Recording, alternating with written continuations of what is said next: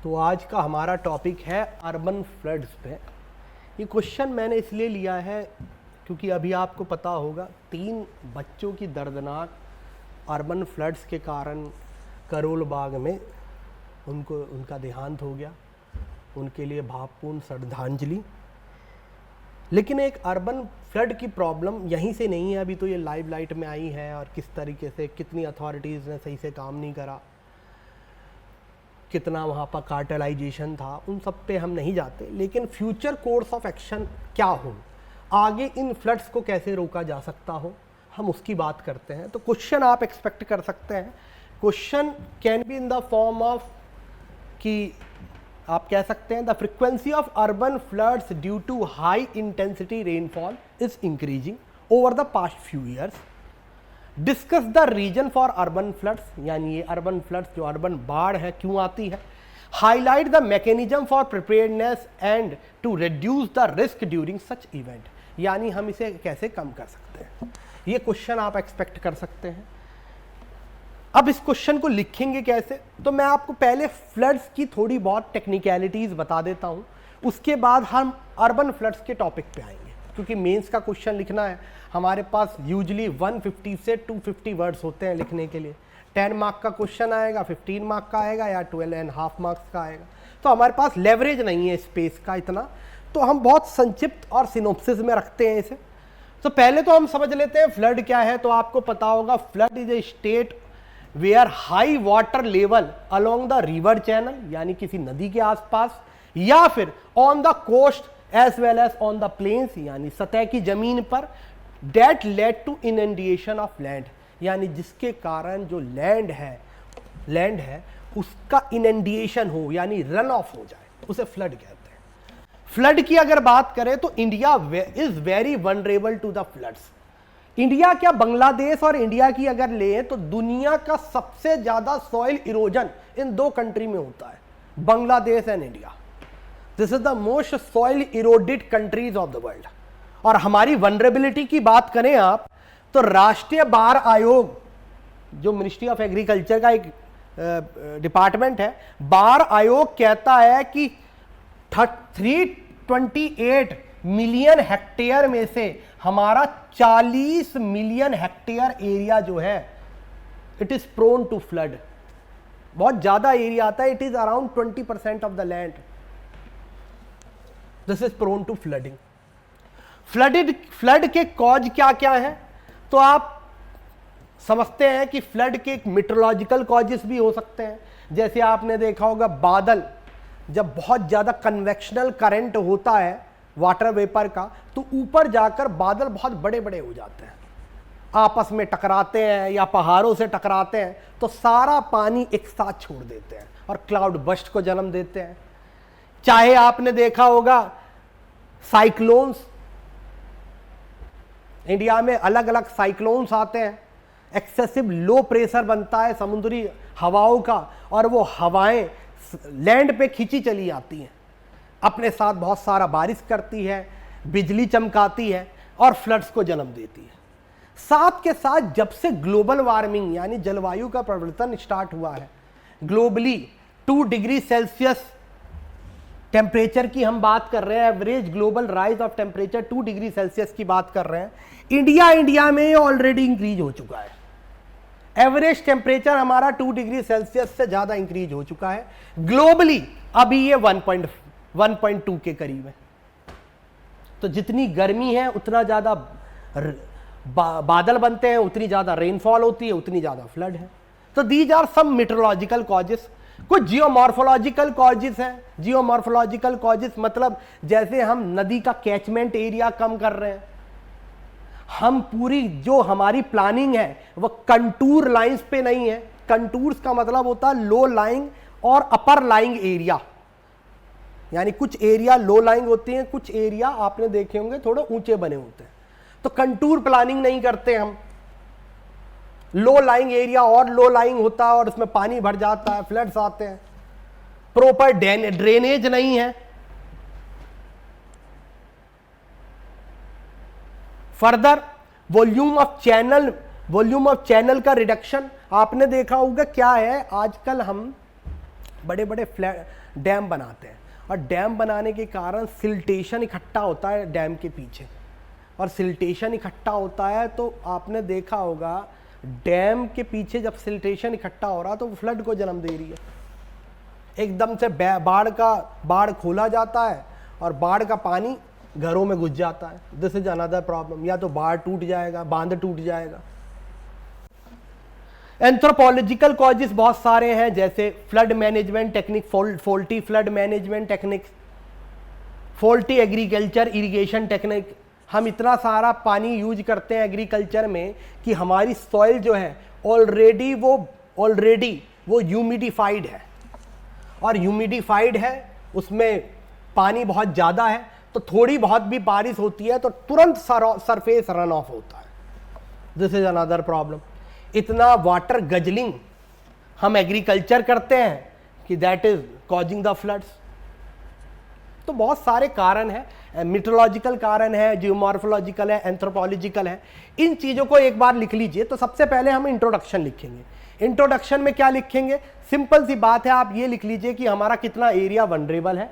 Floods की definition, flood की definition क्या होगी? सिंपल फ्लड की डेफिनेशन हो जाएगी। फिर आप इंडिया की वनरेबिलिटी लिख देंगे। फिर सीधे लिखेंगे causes of floods in India.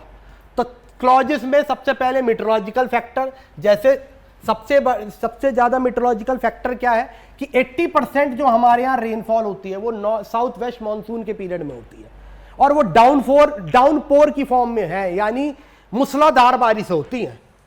उसी जगह आप यूरोप जाएंगे तो यूरोप में ड्रिजल फॉर्म की रेनफॉल हो रही है, राउंड द ईयर होती है। जैसे लंदन और दिल्ली का अगर आप डेटा लें तो लंदन में भी 165 सेंटीमीटर रेनफॉल है, दिल्ली में भी 165 सेंटीमीटर रेनफॉल है। लेकिन लंदन में over the period of 12 months होती है, दिल्ली में 3 महीने में हो जाती है। तो सारा पानी रोड पे, रोड से यमुना में, यमुना से गंगा में, गंगा से बे ऑफ बंगाल में। Wastage of water, wastage of resources. तो दिस इज द प्रॉब्लम कि मैक्सिमम रेनफॉल हमारे 3-4 महीने कंसंट्रेटेड है, जून से लेकर सितंबर तक। दूसरी प्रॉब्लम है मॉनसून की फ्लक्चुएशन। कब लानीना में मॉनसून ज्यादा अच्छा आता है, फ्लड ले आता है। लानीना हो और पॉजिटिव इंडियन ओशन डाइपोल हो, ये थोड़ी टेक्निकल टर्म है, आपको बहुत डिटेल में ज्योग्राफी की क्लास में पढ़ाया जाएगा। अभी तो हम मेंस की आंसर राइटिंग करा रहे हैं। तो लानीना हो या इंडियन ओशन डाइपोल पॉजिटिव हो तो फ्लड्स ले आता है। एल नीनो हो तो सूखा होता है, ड्रॉट आ जाते हैं। तो सीजनल अवेलेबिलिटी है मॉनसून में। साथ के साथ cyclones, Bay of Bengal region में और अब तो अरब सागर में भी बहुत सारे साइक्लोन बनते हैं। लो प्रेशर बनता है, वो लैंड की तरफ खींचा चला आता है और हाई रेनफॉल करता है हमारे कोस्टल रीजन पे। This is the another meteorological cause of your flood. Next cloud burst, बादलों को फटना, ये हमने देख ही लिया था। ग्लोबल वार्मिंग अनदर फैक्टर है, और ग्लोबल वार्मिंग का हमारे पास डेटा भी नहीं है, तो हम एग्जैक्ट समय नहीं बता पाते कब फ्लड आएगा, कब हैवी रेनफॉल होगी। मीटरोलॉजिकल डिपार्टमेंट बताता है, लेकिन मोस्ट ऑफ द टाइम वो गलत होती है। वो गलत इसलिए होती है because we don't have the data of global warming. दुनिया में किसी कंट्री के पास डेटा नहीं है अभी तो IMD के पास क्या होगा? This is the problem. कुछ जियोलॉजिकल कॉजेस आप लिख लीजिए। क्या लिख सकते हैं उसमें? Large Himalayan reverse. अब हिमालयन रिवर्स एकदम से फोल्ड माउंटेन से हमारे प्लेन्स के एरिया में आती है, जैसे उत्तर प्रदेश बिहार के एरिया में। जैसे कोसी नदी आपने सुना होगा, माउंट एवरेस्ट से निकलती है और बिहार एंटर करती है। अब प्रॉब्लम ये है कि एकदम से हाइयर माउंटेन से जैसी ये प्लेन्स पे आ जाती है, फैल जाती है। This is the problem. एकदम से आई, काइनेटिक एनर्जी हाई है और एकदम से फैल गई। तो that is Himalayan, young Himalayan reverse, ये एक प्रॉब्लम है। चलिए नेक्स्ट आइए, ड्राई और सेमी ड्राई जोन। अब प्रॉब्लम ये है, जितनी भी सेमी ड्राई रीजन है, जैसे राजस्थान का एरिया है, जैसे हरियाणा का एरिया है, ये सेमी ड्राई रीजन में आता है। और सेमी ड्राई और ड्राई रीजन में अगर आप देखेंगे तो जो रिवर चैनल से अंडर डेवलप होता है, आपका ड्रेनेज सिस्टम डेवलप ही नहीं होता। This is the problem. तो यहां राजस्थान में आपने देखा होंगे कितने फ्लड्स आते हैं। फर्दर जिन जगह नेचुरल ड्रेनेज है, जैसे दिल्ली में आप कह सकते हैं नेचुरल ड्रेनेज है, वहां नेचुरल ड्रेनेज लोगों ने खत्म कर दिया, आर्टिफिशियल ड्रेनेज बना देते हैं, और आर्टिफिशियल ड्रेनेज की कैपेसिटी बहुत कम है। This is the problem. तो ये कुछ कॉजेस हैं, ये कुछ कॉजेस आप लिख सकते हैं। रिवर मिएंडरिंग एक कॉज है कि रिवर है ना, हिमालयन रिवर बहुत ज्यादा मिएंडर करती है, तो ये भी कॉजेस है। तो कॉजेस लिखने के बाद, ये सब हम बता चुके हैं कॉजेस में, कॉजेस लिखने के बाद हमारा क्वेश्चन आ जाते हैं अर्बन फ्लड्स पे। ये question is of urban flood, वरना तो बहुत सारा लिखने के लिए हो जाएगा, हमें 250 मार्क्स ही लिखना है, 250 वर्ड्स का लिखना है, यानी 15 मार्क्स का। तो अर्बन फ्लड की बात करते हैं। तो सबसे पहले अर्बन फ्लड्स होते क्या है, तो पहले आप इसकी समझिए इस बात को। अर्बन फ्लड्स की प्रोपेंसिटी नेचुरल फ्लड्स से ज्यादा है। अब क्यों ज्यादा है, कि पहली बात तो अगर अर्बन फ्लड्स की बात करें तो पास्ट 10 ईयर से बहुत ज्यादा बढ़ गए हैं। देखा जाए तो ये 3 से 6 घंटे में, 3 से 6 घंटे की बारिश में अर्बन फ्लड्स हो जाते हैं इंडिया में, और देखा गया है ये 8 गुना ज्यादा हैजार्डस है as compare to other floods. क्योंकि आपने इतना सारा क्रैंकेटाइजेशन कर दिया है कि आपके पास नेचुरल ड्रेनेज नहीं है, आर्टिफिशियल ड्रेनेज होता है, और आर्टिफिशियल ड्रेनेज मोस्टली उसकी वॉल्यूम कैपेसिटी जो है बहुत कम है, अब पानी नहीं जा पाता। फिर कितनी ज्यादा आपने देखा होगा शहरों में कूड़ा कचरा भी बहुत इकट्ठा होता है, तो सॉलिड वेस्ट जो है उस ड्रेनेज में ही फंसा हुआ है। कितनी बार जो एप्रोप्रिएट अथॉरिटीज हैं उसे साफ नहीं करती, क्योंकि प्रॉपर कोऑर्डिनेशन मैकेनिज्म नहीं है हमारे डिपार्टमेंट्स में, एक दूसरे की टांग खींचने वाली बात है। और दिल्ली जैसे शहरों में देखा होगा, दिल्ली में तो वैसे ही आप देखेंगे तो एक तरह की डायरकी है, कुछ सब्जेक्ट सेंट्रल गवर्नमेंट के पास है, कुछ सब्जेक्ट स्टेट गवर्नमेंट के पास है। कुछ भी प्रॉब्लम हो तो स्टेट सेंट्रल गवर्नमेंट को कहती है और सेंट्रल स्टेट गवर्नमेंट को कहती है, तो कोऑर्डिनेशन की कमी है। अब बात ये है, ये सारी तो प्रॉब्लम है, चैलेंजेस हैं। जो चैलेंजेस हमने देखा, डिजाइन में प्रॉब्लम है कि हम जो आर्टिफिशियल ड्रेनेज बनाते हैं उसमें कैपेसिटी इतनी ज़्यादा नहीं होती, सॉलिड वेस्ट मैनेजमेंट का रिमूवल नहीं हो पाता, ड्रेन इनलेट की कनेक्टिविटी नहीं है, यानी जहां आप देखेंगे लो लाइंग एरिया है जहां से ड्रेन होना चाहिए, या जिन जिन इलाकों से, मान लीजिए बहुत सारे इलाके हैं जहां से ड्रेन की कनेक्टिविटी होनी चाहिए, वो कनेक्टिविटी प्रॉपर नहीं है, या तो वो प्रॉपरली अलाइन नहीं है, या नॉन एग्जिस्टेंस है, नॉन एग्जिस्टेंट है। This is the problem. तो आप ड्रेन इनलेट कनेक्टिविटी की प्रॉब्लम है।